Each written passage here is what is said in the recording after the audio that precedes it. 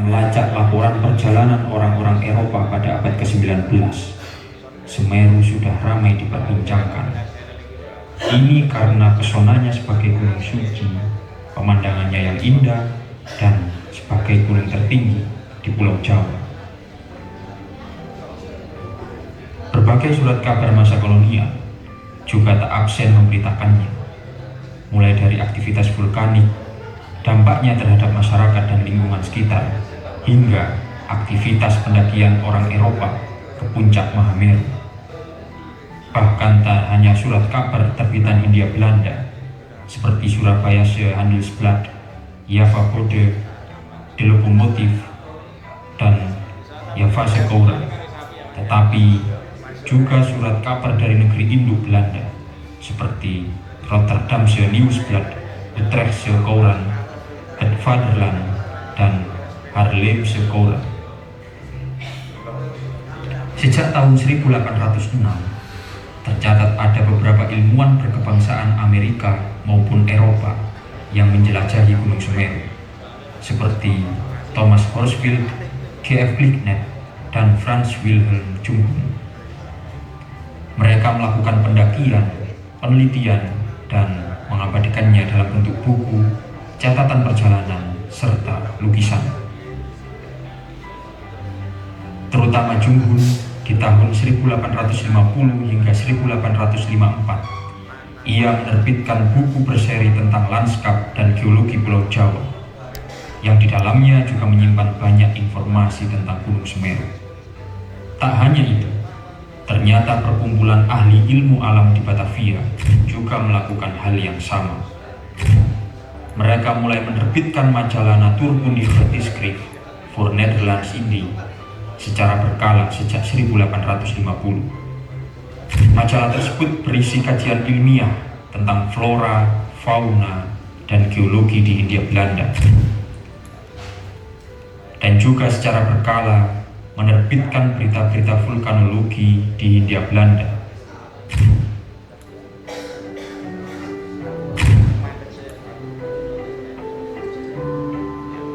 Semeru pun tak terlepas dari pemberitaan itu. Erupsi Semeru tahun 1885 juga menjadi perhatian khusus pemerintah Hindia Belanda. Rogier Verbeek, seorang geolog dan insinyur pertambangan pemerintah kolonial, memerintahkan timnya untuk memetakan dan meneliti bahayanya gunung ini. Pemerintah kolonial tak mau kecolongan lagi setelah erupsi Gunung Krakatau di Selat Sunda tahun 1883 meluluh lantahkan pundi-pundi ekonominya di negeri jajahan. Verbeek bersama koleganya Reiner van Nema kemudian menerbitkan Peta Geologi Jawa dan Madura pada tahun 1896. Di dalam peta itu terdapat banyak pula informasi terkait kondisi vulkanologi gunung-gunung api di Jawa, khususnya laporan betapa aktifnya Semeru hingga akhir abad ke-19. Belum ada data khusus mengenai dampak terhadap manusia. Hal ini dikarenakan keterbatasan laporan akan korban erupsi Semeru. Sementara surat kabar dan majalah terbitan pemerintah kolonial hanya memberitakan kerusakan lahan, perkebunan kopi dan tembakau yang hancur, kegagalan panen padi, dan hancurnya infrastruktur seperti rumah penduduk, jembatan, dan bendungan di beberapa sungai yang dilewati aliran lahar. Baru di tahun 1909, kami menemukan bukti jumlah korban jiwa mencapai 208 orang. Lahan pertanian seluas 8 km persegi hancur lebur, dan 38 desa rata dengan tanah. Dari kumpulan sumber masa kolonial, tim kami berusaha melacak setidaknya sempat ada jeda erupsi dalam kurun 1 hingga 11 tahun sejak 1818. Semeru pernah beristirahat cukup lama untuk tidak mengeluarkan erupsi besar, sekitar 28 tahun, yaitu dari 1913 hingga 1941.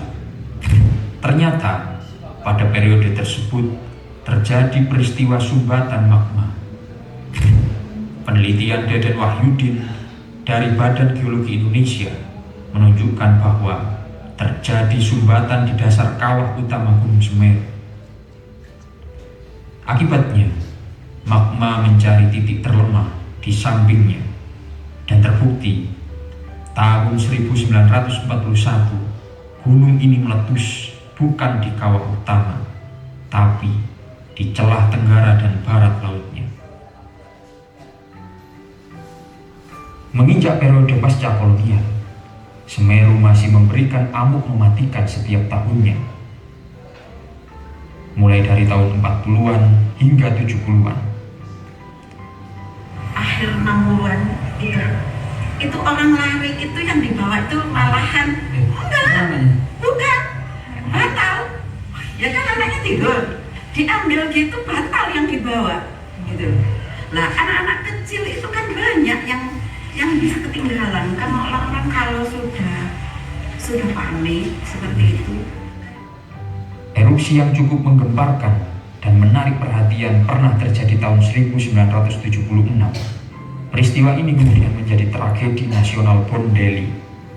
Menariknya, orang-orang Bondeli yang mayoritasnya etnis Madura mengingat peristiwa ini melalui lagu Rhoma Irama berjudul Penasaran yang dipopulerkan pada saat itu.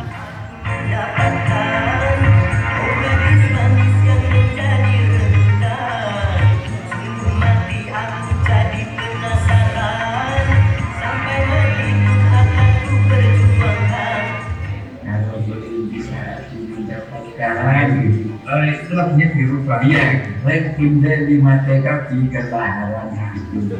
Itu dikelasannya itu ya. Masa Madura. Iya. Itu iya ada bukan bermadunya ada dari mana dia. Iya. Gimana itu Pak? Apa ada kayak terusannya? Sebentar saya cuma tahunya itu. Ya kalau belum bisa aku mendapatkan Bunda di mata kaki kelaharan.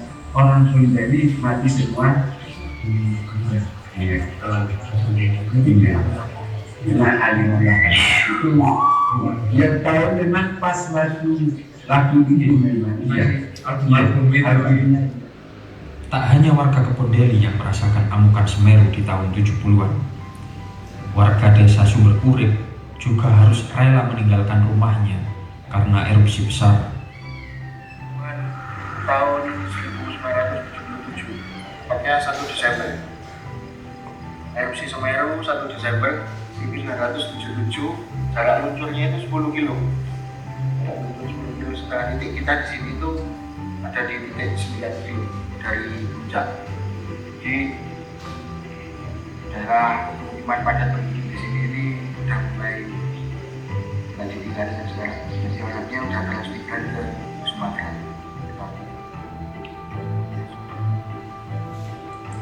77 itu sampai jalan besar, sampai jalan besar. Lewatnya di Sarkawi. Iya. Dulu daerah sini ini padat penduduk, terus lokasi pusat pemerintahan. Pasar Kronojiwo itu di sini. Pasar Kronojiwo itu sini. Pasar Kronojiwo itu kan masih banyak. Kalau yang lama Masih di era Orde Baru, 1994, Semeru kembali mengamuk. Ia mengeluarkan lahar dingin yang menyebabkan banjir besar di dusun Kebondeli dan Sumbersari, hingga menewaskan ratusan orang serta lebih dari 7.000 orang kehilangan tempat tinggal. Hingga Menko Kesra Azwar Anas turun langsung ke lapangan untuk memantau lokasi terdampak. 4 Desember 2021 seakan menjadi mimpi buruk bagi warga Pronojiwo dan Candipuro. Saat itu merupakan peristiwa erupsi Semeru paling dahsyat di abad ke-21 ini. Allah, Allah, Allah, Allah, Allah,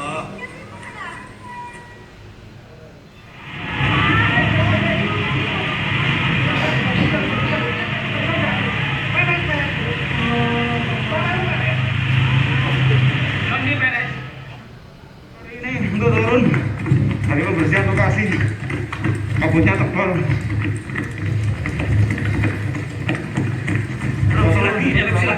Erupsi lagi. Semakin tebal soalnya.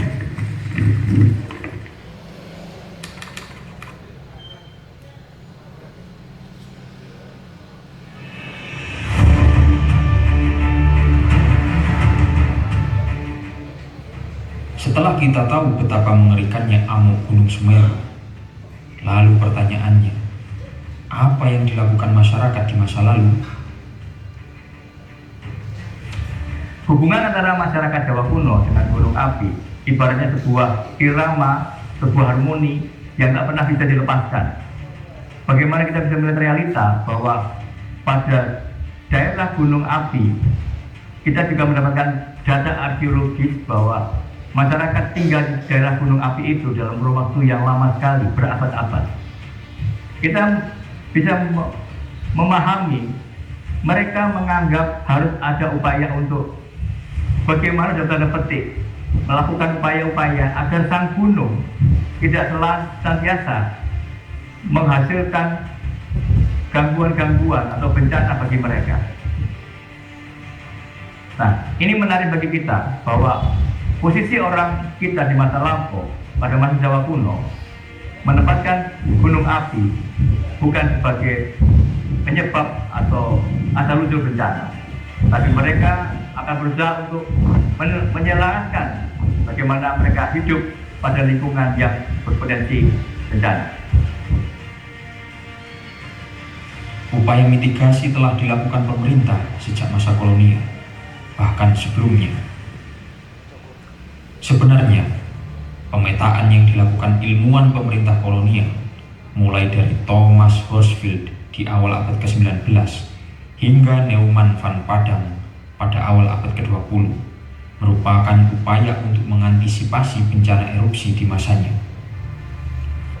Pemerintah kolonial tidak hanya menggunakan berbagai peta maupun laporan geologi tersebut sebagai data untuk mengeksploitasi sumber daya alam di Jawa, tapi juga sebagai upaya mengetahui gunung mana saja yang masih aktif dan membahayakan penduduk maupun komoditi dagangnya.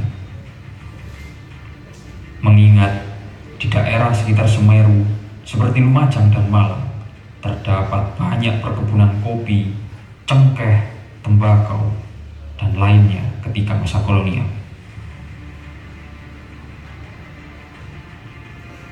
Tapi ketika pemerintah kolonial mulai masuk menjadi administrator atau penguasa pengelola wilayah di wilayah ini, maka mereka banyak membangun berbagai macam bangunan yang bisa mencegah lahar itu bisa masuk secara lebih volume yang lebih masif ke kawasan penduduk. Dan berikutnya juga kalau kita bicara kembali ke masyarakat pertanian, maka ada semacam pola yang beberapa penulis seperti Bernard Skrike yang menulis tentang kajian masyarakat Indonesia secara sosiologis. Ada satu cara ketika masyarakat menghadapi kesulitan yang dia tidak bisa atasi, yaitu dengan migrasi temporer, berpindah sementara ke tempat lain, menunggu tempat mereka itu menjadi layak huni kembali. Jadi itu salah satu sebab mengapa juga ada migrasi yang terjadi di masyarakat Jawa prakolonial. Itu salah satunya adalah bagaimana mereka bertahan hidup terhadap situasi bencana. Dia akan menghindar ke daerah yang tidak terdampak untuk sementara, setelah itu dia kembali lagi ke wilayah yang terdampak itu setelah kondisi itu menjadi lebih aman. Jadi itu cara bagaimana masyarakat mensikapi bencana yang menimbulkan kerusakan. Meskipun sejak tahun 1850 sudah banyak dilakukan observasi terkait gunung berapi di Hindia Belanda, namun baru tahun 1920 pemerintah kolonial membentuk Vulkanbewakingsdienst atau Dinas Penjagaan Gunung Api,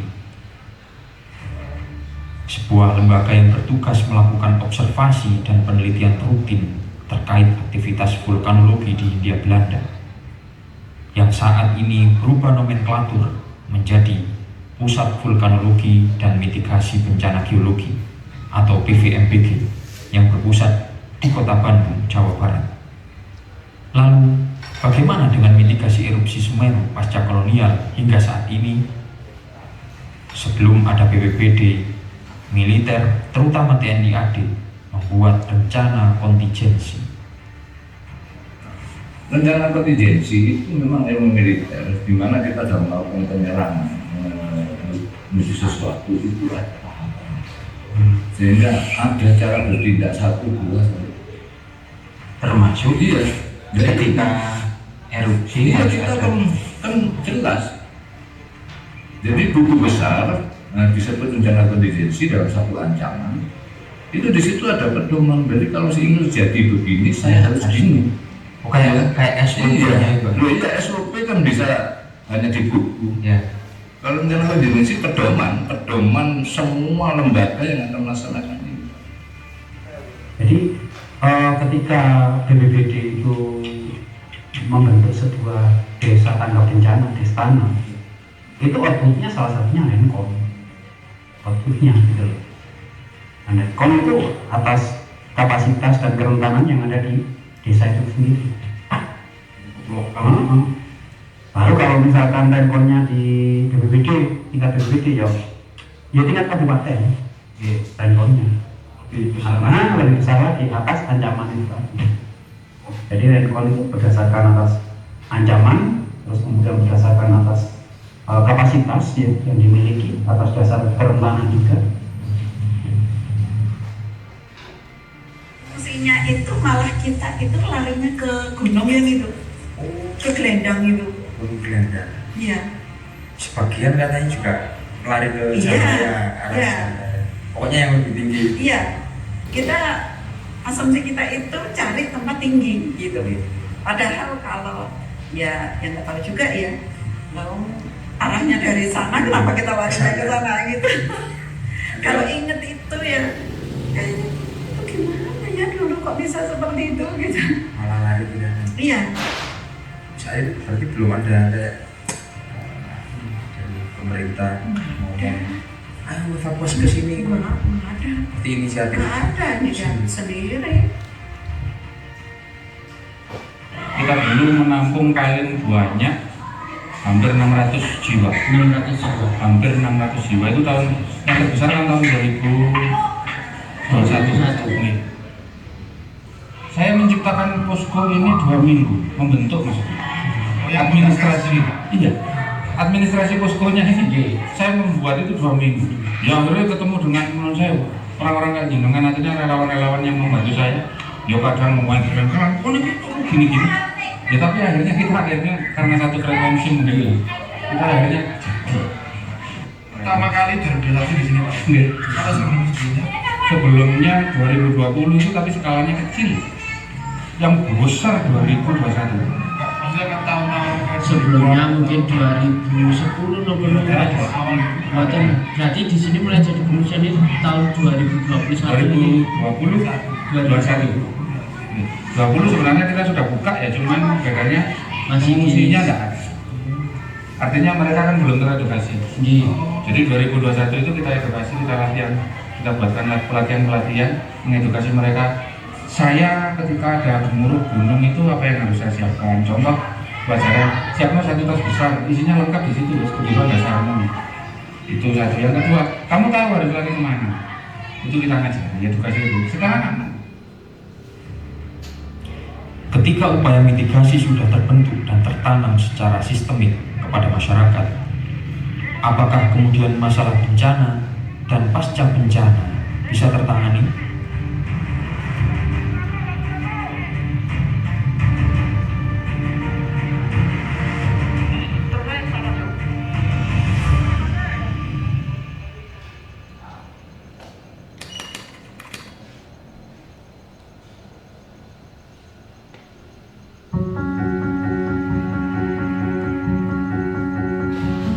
Pengalaman panjang erupsi Semeru membuat masyarakat dan pemerintah belajar akan bahayanya gunung ini, upaya mitigasinya, dan berbagai bantuan pasca bencana. Jika kita kembali ke masa lalu, pemerintah kolonial di Lumajang membentuk Semeru Fund atau Yayasan Semeru pada tanggal 15 April 1910.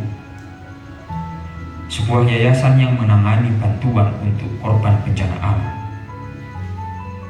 Pasca kolonial, pemerintah Indonesia pun juga mengusahakan bantuan, baik yang sifatnya pencegahan seperti pembangunan cek dam, alat deteksi gempa, dan CCTV, maupun yang bersifat ganti rugi seperti uang tunai, pakaian layak pakai, sembako, dan rumah hunian. Cekdam ini bergelendang, cekdam sama tanggul. Itu setelah erupsi, Pas erupsi. Kalau panas itu, kalau saya lewat itu, saya nggak berpikir untuk gimana kalau keadaan alat saya, tapi saya menghitung kecepatan alat saya kendalikan. Oh, ini kecepatan ini berani ya. Jadi jalur yang di depan pos itu saya yang merintis agar bisa alat-alat bisa lewat. masuk damnya. Damnya nggak ikut saya harus lintas ini sampai Sumber Urip. Damu baru kali ini. Ya sekitar 98. Termasuk proyek Semeru itu. Iya, proyek Semeru. Semeru cuma selanjutnya. Kalau 90 yang bawa sendiri dam, di atasnya Dadak Perak itu saya. 90 sama Sumber Sari ini Sumber saya yang atas. ada CCTV-nya itu. Nah di situ saya mengharap itu cekdam Sumber Sari sama tanggul. Itu kalau Sumber Sari cekdam 7, kalau yang di ujung tower itu yang Pak Tolam itu 90. Setelah tahun 2005 dibubarkan, setelah revisi ini muncul lagi proyek Semeru itu proyek, tapi itu seperti BUMN enggak apa PT, kalau sekarang PT ya ini adalah dari UGL dan lewat Kementerian BU Dinas Biro Provinsi di sini itu sehingga eksis di sini semua alat berat ada di sini. Taruh di sini, Pak. Iya di tusuk sak, tusuk bank, tusuk kembang atau di tahu berapa unit roller maupun sama masuk dari kasus kami sampai bawah kali titik itu pasca 76 ini terbentuknya di kantornya kalau di Lumajang itu terang Di kota, Pak. di kota itu ada di sana. Proyek Semeru Dulu dibuatkan tahun 2005 kalau nggak salah, 2010 pasca selesai alat dibawa ke Merapi semua. Oh. 2005 ya gitu, nggak eksis tapi kantornya masih ada. Jadi ada PTGA-nya, ada tempat pusat pelatihannya di Lumajang ini. Orang-orang proyek Semeru, punya bapaknya ini. Ya. Berarti itu kayak proyeknya dari pemerintah Negara yang dinamakan proyek Semeru, terkenalnya proyek Semeru. Proyek kan? Iya sampai Proyek mitigasi berarti. iya sampai Pak Harto dalam kesini makanya. Pak Harto? Iya datang kesini.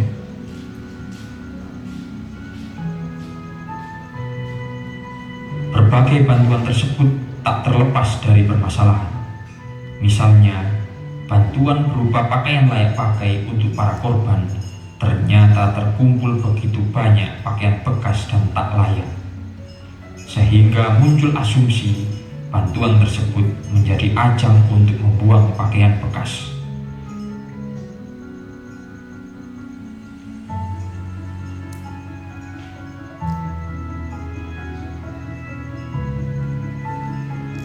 Tahu bener nggak masih layak pakai kayak gitu.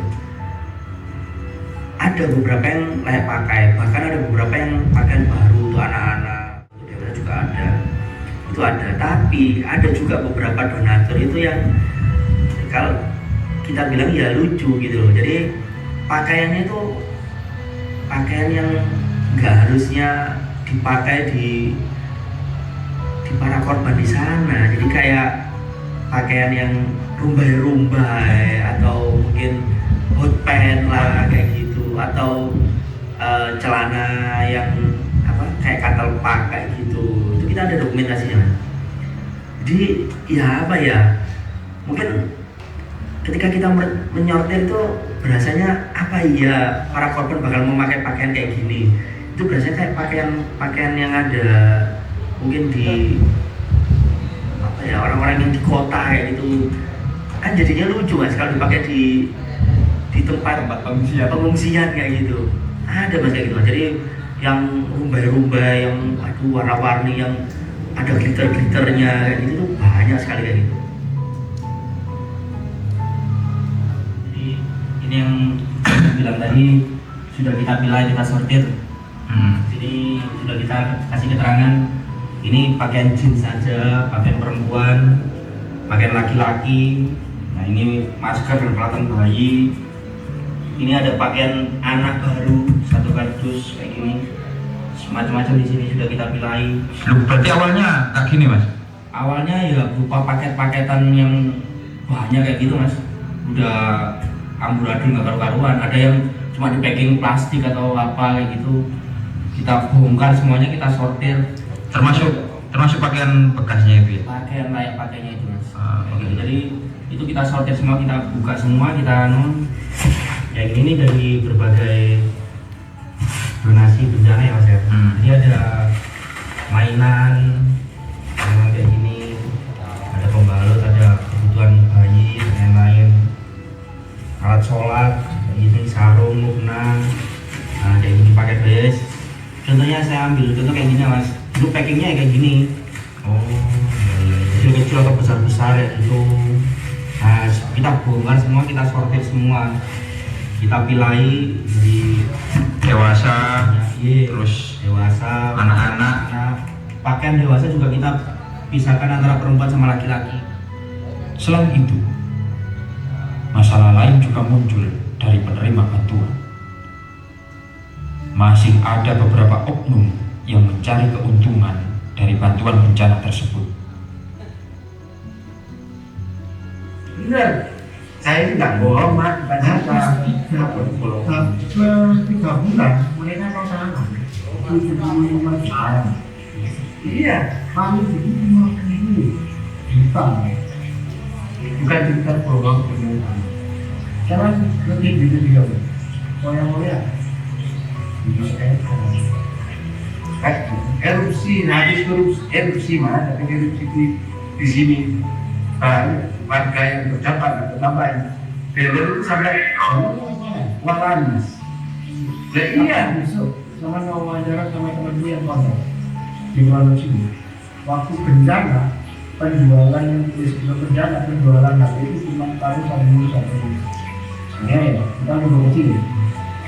Pas waktu bencana sehari sudah ini juga. Pas waktu bencana. mungkin apa benar apa enggak, ini nyata Mas. Saya bisa dikasih bertanggung jawab. Iya, benar. Semuanya itu diselesaikan. Di petani terlihat itu kan kayak motor bekas. Sampai kehabisan stok kendaraan. Ya, aneh kan Mas. Kalau rumahnya memang tidak ada Mas, terdampak Sejak relawan no, banyak yang langsung beli rumah itu ada beli tanah itu kan. Sampai sekitar. Padahal mestinya mereka harus sadar kalau yang mereka terima adalah bantuan bencana yang bersifat kemanusiaan. Mentalitas seperti ini yang mestinya ditinggalkan.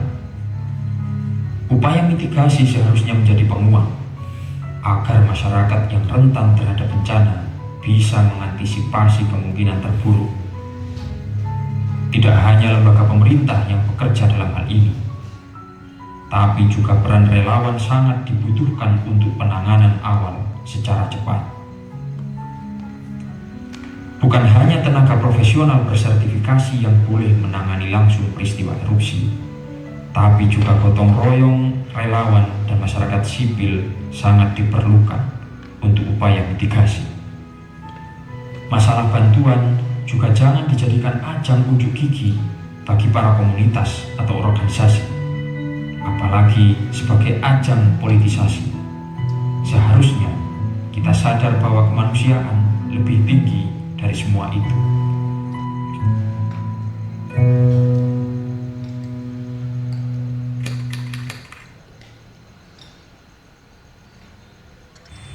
Mengapa bencana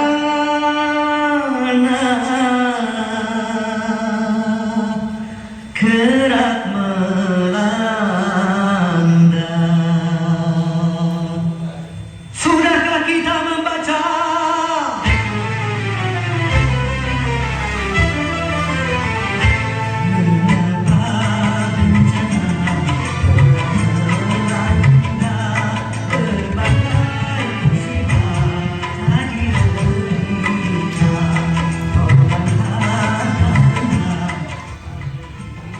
Dari lagu Roma Irama yang berjudul Kaca tersebut, muncul pertanyaan, apakah kita sudah bisa membaca tanda-tanda alam yang ada di sekitar kita?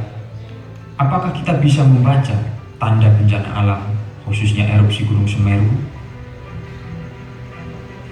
Apa yang kita sebut sebagai mitigasi bencana sudah dilakukan oleh orang-orang Jawa kuno dengan cara yang kita sebut sebagai kearifan lokal mereka. Hal yang kita warisi dari mereka adalah sesuatu yang kita sebut dalam bahasa lokal, bahasa Jawa adalah bentuk niteni. Niteni itu artinya menandai setiap aktivitas yang terjadi pada alam lingkungannya, sehingga mereka bisa mendapatkan pengetahuan bahwa gejala-gejala alam tertentu itu memberikan sinyal pada mereka langkah-langkah apa yang mereka lakukan. Misalnya pada saat mereka mendengar gemuruhnya suara dari gunung berapi, maka mereka tidak serta-merta panik kemudian melakukan langkah-langkah ekstrim, termasuk misalnya meninggalkan tempat tinggalnya. Tidak demikian, melainkan mereka akan mencermati dulu, niteni dulu gerakan-gerakan seperti itu akan berdampak seperti apa untuk lingkungan di mana mereka tinggal. Jadi mereka mempunyai suatu pengetahuan berdasarkan cara yang dilakukan oleh para leluhurnya secara turun-temurun, bagaimana mereka mencermati apa yang ada di lingkungan daerah gunung berapi itu. Ya, kalau meletus itu biasanya hewan-hewan. Hewan-hewan ini nopo ya? Ya seperti harimau, kecambang. Yang jarang-jarang di sini. Ya, terus kayak kijang, celeng, ditanam itu. Hawanya udah lain. Kita hanya memantik kesadaran mereka. Sebenarnya mereka punya insting sendiri, punya kebiasaan sendiri. Ya kan? Oh, ketika suhunya sekian, sebelum suhunya begini, berarti sebenarnya sudah tidak saja. Kan? Ketika ada hewan yang turun segala macam, masyarakat seharusnya itu peka gitu kan, seharusnya peka. Tapi karena seiring berjalannya waktu, teknologi semakin tinggi, kepekaan itu serasa hilang, gitu kan, serasa hilang. Apalagi dengan mengandalkan teknologi, misalkan saya mengandalkan teknologi Karena tinggi. iya. Terus kemudian kepekaan itu juga ketergantungan dengan pihak luar, misalkan nanti ada BPD kok, ada tim SAR kan gitu. Akhirnya kan insting itu hilang, kan gitu. Makanya tugas kita semua untuk membangkitkan lagi insting itu, untuk membangkitkan kearifan lokal yang dimiliki oleh mereka, karena mereka setiap hari ada di sini. Perubahan-perubahan di masyarakat yang tahu, kan gitu, karena mereka setiap hari di sini.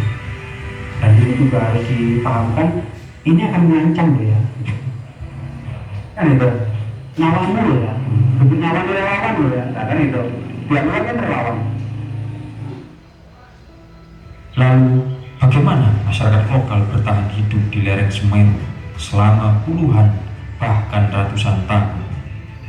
Ada satu konsep menarik dari Greg Benkoff, ahli sejarah kebencanaan dari Ateneo de Manila University, Filipina. Dia memperkenalkan konsep co-volcanic societies yang intinya berbicara tentang bagaimana masyarakat bisa hidup berdampingan dengan gunung api selama bertahun-tahun. Saya pikir itu gini, aku dari kecil di sini ya seperti itu gitu. Jadi bukan suatu ancaman juga. Terbukti tanah di sini subur, gitu kan. Terus dengan adanya pasir yang berlimpah itu berkah juga untuk orang-orang daerah sini. Orang sini tuh makmur juga dari situ kan. Bukti kalau di kesuburan iya, tanahnya, iya, tanahnya juga hasil tambangnya. Sebenarnya ya dan dibilang ancaman karena benar gunung api ya. Cuman di balik ancaman itu ada beberapa keuntungan. Keuntungan ini salah satunya pasir batu melimpah. Terus untuk tumbuhan itu harus belakangnya kan api ya. Jadi mau tanam apapun itu bisa. Ketinggiannya di sini itu sekitar 300. Memang kalau tanaman-tanaman yang memang membutuhkan hawa dingin benar-benar dingin ya nggak bisa.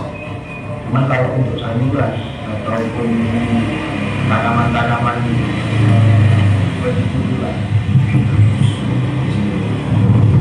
jadi tidak ada tempat yang tahu dibilang mereka ya berkah. Cuman lebih banyak dekatnya daripada ancaman.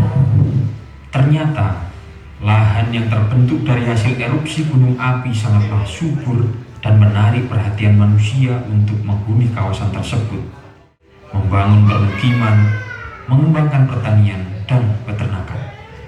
Tak hanya itu, manusia juga mengeksplorasi sumber ekonomi lainnya, seperti tambang pasir dan wisata alam dari bekas erupsi Semeru di masa lalu.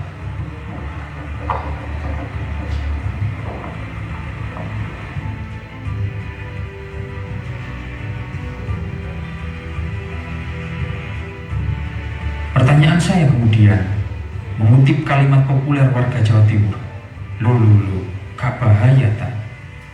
Sebenarnya sangat-sangat berbahaya. Namun adaptasi adalah kata kuncinya. Kan banyak juga yang bekas-bekas aliran lahar itu kan dijadikan lahan pertanian karena tuntutan kehidupan dan perekonomian mereka. Nah, sebenarnya kita masyarakat yang beraktivitas di sana itu yang mereka harus tahu bahwa dia itu beraktivitas, mereka hidup sehari-hari di daerah sana. Otomatis pola hidup mereka mulai dari pola pikir, sikap dan perilaku mereka harus berbeda dengan orang yang mungkin ancaman bencananya lain yang jauh dengan Semeru. Itu yang harus kita edukasi. Jawaban dari pertanyaan kenapa masyarakat Pronojiwo dan Kabupaten Lumajang pada umumnya masih memilih tinggal tak lain adalah karena mereka sudah memiliki pengetahuan lokal untuk beradaptasi dengan Gunung Semeru.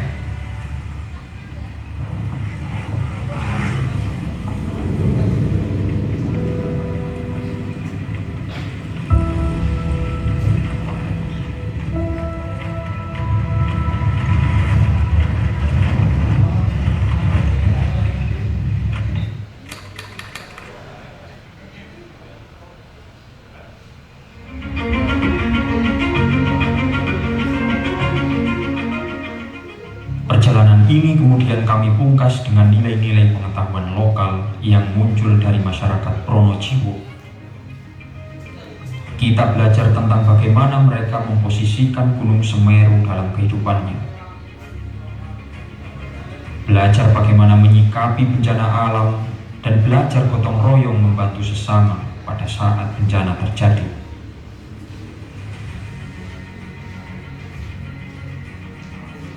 SKD masyarakat ini kan yakin, yang penting buatan lawan itu tinggal laku, buatan aneh-aneh, buatan nyeleneh, buatan maksiat. Ini cerita Semeru ini kamu ngeten, buatan tak ingin tak maksiat. Kalau tak ada mesum, minuman, pokoknya lah barang-barang sing judi. Saya sejarah yang biar Semeru ini mesti komplek, terus masyarakatnya senengannya judi, mabuk-mabukan, mencok. Nanti lihat masyarakat itu pun ninggalakan ngotan itu, insya Allah dan aman masih bisa. Kita juga harus mengapresiasi orang-orang yang ada di garis depan, seperti penjaga pos pantau, relawan, dan lembaga pemerintahan, karena mereka sudah mempertaruhkan waktu, tenaga, harta benda, bahkan nyawa untuk keselamatan sesama.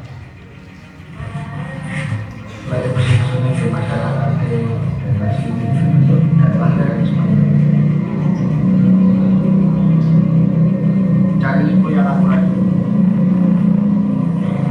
Mereka mengalat pantau dari ini bisa. Teman-teman relawan di daerah-daerah sini bukan terus kompetensi mereka juga sudah dari pengalaman 3 tahun terakhir itu sudah ada. Terus ilmu mereka mungkin sudah cukup untuk bisa dipercaya orang. Jangan menjadi pahlawan yang kesiangan, ya. Jadilah pahlawan yang kepagian. Artinya apa? Kita dengan proses sosialisasi, edukasi, mitigasi tadi, ya kita sudah bisa menyelamatkan banyak orang. Kalau kita jadi pahlawan kesiangan, kita hanya bisa menyelamatkan orang, ya hanya sebatas itu. Misalkan di gunung ada satu orang yang hilang, kita hanya bisa menyelamatkan satu orang, ya kan? Ya tetap itu berarti, ya kan? Tetap berarti. Tapi alangkah lebih baik kalau kita mengurangi resiko-resiko agar tidak terjadi kecelakaan. Kalau untuk para donatur mungkin ini Mas bisa berkomunikasi dengan para lembaga mungkin ya, atau mungkin dari pihak-pihak penyalur donasi. Jadi kalaupun memang mau berdonasi bersama di lembaga penyalur, mungkin di teman komunitas atau yang lainnya, ya bisa dikomunikasikan dulu. Jadi mungkin kalau berupa barang, kira-kira butuh barang apa yang perlu disupport, butuh barang apa yang mungkin bisa dibantu. Jadi hal itu bisa jadi nggak terlalu menumpuk barang-barang donasi itu, dan itu ada beberapa korban itu bisa jadi sudah menumpuk barang-barang yang didapat. Nah itu mungkin bisa berbagi ke teman-teman yang lain atau di tempat-tempat yang lain kayak gitu, karena itu juga kita susah untuk mengkontrol itu. Jadi ketika dicek itu di rumahnya juga, oh ternyata mie instan sudah banyak, tapi ketika diberi donasi mie instan ya pasti mereka diterima kayak gitu. Nah mungkin menolak kayak gitulah, mungkin bisa saling berkomunikasi lah dengan iya, kira-kira apa yang dibutuhkan mungkin bisa diusahakan atau dicarikan sama para relawan itu. Gunung Semeru yang selalu erupsi dengan istiqomah ternyata memberikan pelajaran berharga bagi mereka yang hidup dalam bayang-bayangnya. Pada akhirnya, kita harus menyadari betapa pentingnya berkompromi dengan alam.